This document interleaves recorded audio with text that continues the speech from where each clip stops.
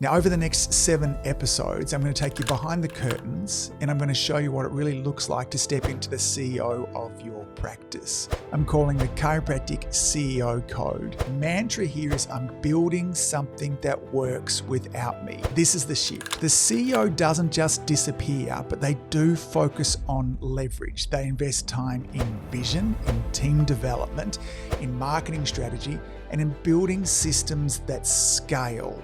Because here's the brutal truth.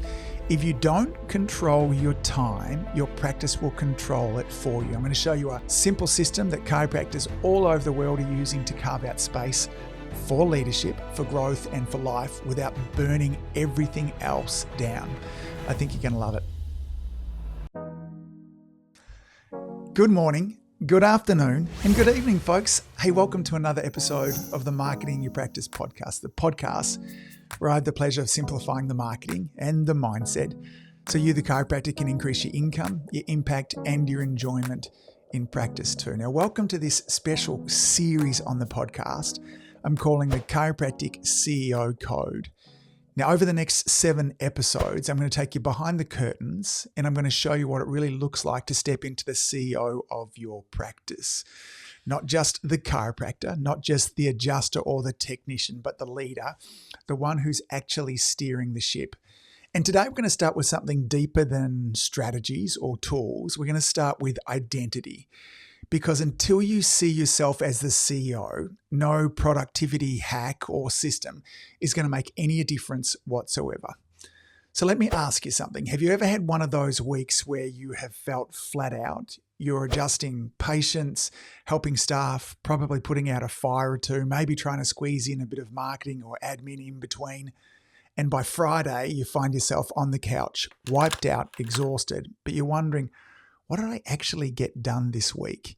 You were busy, but did anything actually move forwards? It feels like you're on a treadmill. You're running incredibly hard. You're sweating, you're hustling, but you're not really getting anywhere. Now, I have been there and I still continue from time to time to be there. And I've coached so many chiropractors who live there. And they come to me with the same frustration. Frustration is that I know I'm capable of more, but I feel like I'm always catching up and I'm never leading forwards. And that's exactly what this episode or this series of episodes is all about. It's about breaking out of that loop and stepping into the mindset of the chiropractic CEO. So let's get clear on what's actually happening when you feel that constant busyness without any real progress, okay? Most chiropractors are leading their practice from one of 3 different roles, and the difference between these 3 different roles is everything, okay? The first is the technician, and this has the mantra of I'll do it myself, and this is where most chiropractors start. In fact, many never actually get out of this. Your adjusting days are full, you're handling patient care, you're returning calls, you're chasing paperwork, maybe even ordering the toilet paper, okay?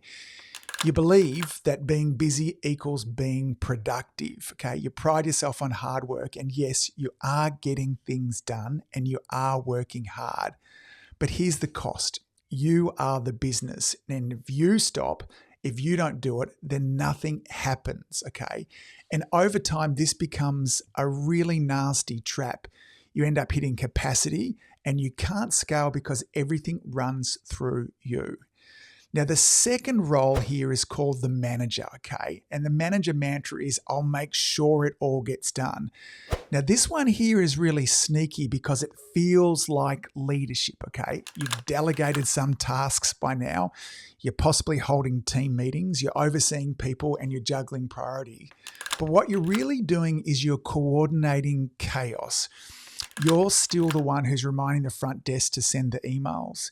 You're still re-explaining on how to collect Google reviews. You're still chasing the marketing person, making sure that they post the next video. You're managing, but you're not yet leading, okay? Let me say that again. You're managing, but you're not yet leading. Now, here's the truth. Managers keep things running, but CEOs build things that run without them, all right? Let me say that one again too. Managers keep things running, but CEOs build things that run without them. Now, the danger here is that you stay busy enough to feel important, okay? You've taken a step out of that technician role. There's some leadership here, but you're never free when you're in the manager role. You're still spending your time in the business, not on the business. Now, the third role we want to get to, okay, is the CEO. And the mantra here is, I'm building something that works without me. This is the shift. The CEO doesn't just disappear, but they do focus on leverage. They invest time in vision, in team development, in marketing strategy, and in building systems that scale. They're not just delegating tasks, they're delegating outcomes. The CEO, whilst they have less on their plate, they carry way more responsibility because they're thinking long term. And if something breaks, it's not a matter of jumping back in to fix it. It's a matter of fixing the system so it doesn't break again. So let me ask you a question. Where are you leading from most days in your practice? Are you the technician? Are you flat out handling everything? Maybe you're the manager holding things together but always chasing loose ends. Or are you starting to think and act like the CEO? Are you being strategic, intentional, and leveraged? Now, there's absolutely no shame where you are, and perhaps you've got your toe dipped a little in each of those roles. The goal of this series is to help you shift one step at a time, okay? So let me give you a real example of what this shift looks like in practice from outside of chiropractic. Let's go back to the year 2000. Netflix at this time offered to sell themselves to Blockbuster for a measly $50 million. Now, Blockbuster laughed them out of the room. Now, at the time, Blockbuster was huge, okay? Physical stores everywhere, global business, late fees, shelf space, people literally lining up to rent DVDs. And Netflix, they were mailing DVDs in envelopes. But here's the difference. Blockbuster's leadership was stuck in technician and manager mode, how to make their current model run smoother. And Netflix was thinking like a CEO. They weren't optimizing for the present, they were building for the future.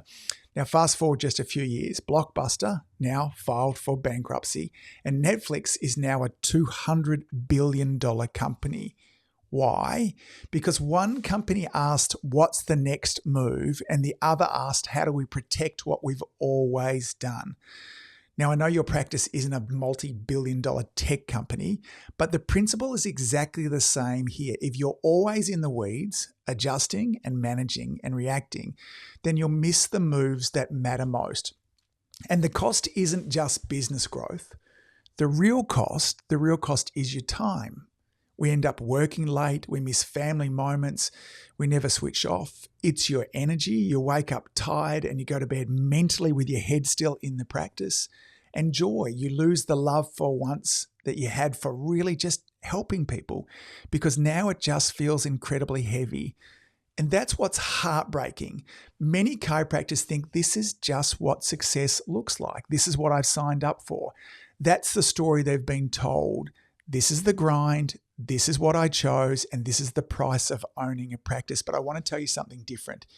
You absolutely can, and you should build a high impact practice and still have a life, okay? You should be not only leading your practice members to have a healthier life, you need to be having that same life yourself. Now, you just can't do this from the technician or the manager mode. You need to be the CEO that your practice has been waiting for. So what exactly does the CEO do? If you're not adjusting all day, if you're not constantly managing the team, what should your time and focus be going towards? Now, it comes down to 5 key or core responsibilities. I mentioned these recently on one of the frequently asked questions episodes, but let's go into a little bit more detail here and then we'll really dive in. So here's a quick preview, okay? The first is vision and direction. This is where it all starts, okay? The CEO sets the course. They define what the practice is building towards, not just in revenue, but in impact, in lifestyle, and in service. Okay, now if you don't set the direction, you'll default to chasing what's urgent. It'll be constantly about putting out fires. The second key role here is marketing and visibility. Now, no matter how good you are in the adjusting room, if people don't know you exist, the practice won't grow. Now, the CEO doesn't need to be the one that's running the ads or posting the content, but they do need to know what's working, okay? They need to know what message they're sharing and where their best patients are coming from. The third role is all about the financial health of your practice. And again here, this is not about you being an accountant, but you do need to know your numbers. Like, what's your break-even point? What's that revenue? What's the number of services? Where do you become profitable? Is your cash flow supporting growth, or is it stressing you out? Financial clarity is CEO work, okay? The fourth role is team and culture. Now, this is a really big one, and a lot of chiropractors ignore all of this. CEOs are culture shapers. I love that idea. CEOs are culture shapers. They don't just hire people. They onboard them. They support them. They hold them accountable. Okay, they're not avoiding conflict, but they have systems for feedback.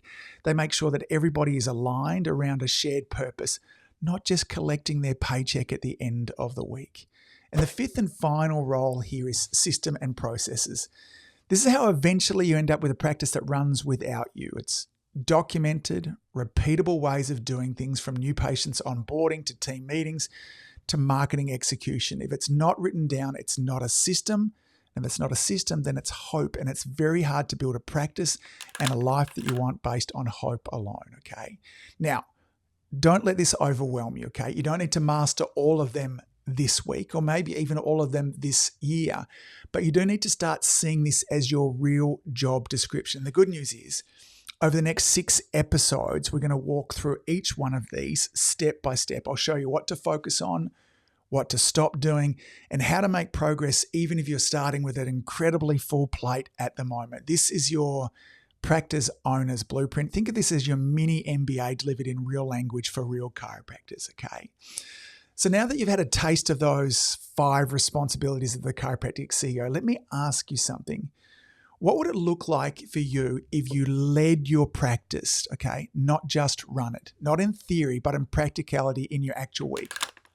Would you finally set aside some time for planning for the next quarter? Would you stop apologizing for wanting your staff to step up and run at their potential? Maybe you would stop saying yes to things that move you away from your goals. Now, here's the shift I want you to make. I want you to move from I should know this by now to I'm learning what my practice needs from me next, okay? And that's what this series is all about.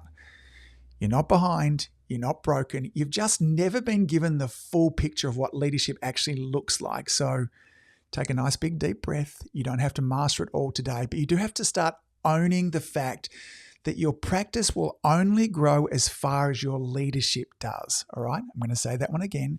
You have to own the fact that your practice will only grow as far as your leadership does.